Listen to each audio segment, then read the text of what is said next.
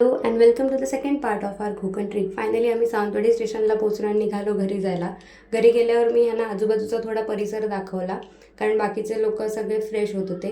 And आमच्या dearest काकांनी आमच्यासाठी फणस आणलेला. ॲक्च्युली मला फणस आवडत नाही, बट एका व्हिडिओसाठी मी थोडासा फणस खाल्ला. आमच्या डिअरेस्ट आईसाहेबांनी पोहे केले होते, सो पोहे खाऊन आम्ही चहा प्यालो अँड फ्रेश झालो. आणि ज्याचा काहीच उपयोग नाही अशी एक मॅन्डेटरी रील केली अँड पोचलो केसरी ॲक्वेरियमला. ही प्लेस मला खूप जास्त आवडते, पण इकडे येऊन ह्या लोकांनी फोटोशूट सुरू केलेलं आणि ह्या फिशला पण ह्या लोकांनी सोडलं नाही. ही प्लेस वर्थ इट आहे, कारण इथे तुम्हाला सगळ्या टाईप्सचे फिश बघायला मिळतात जगभरातले.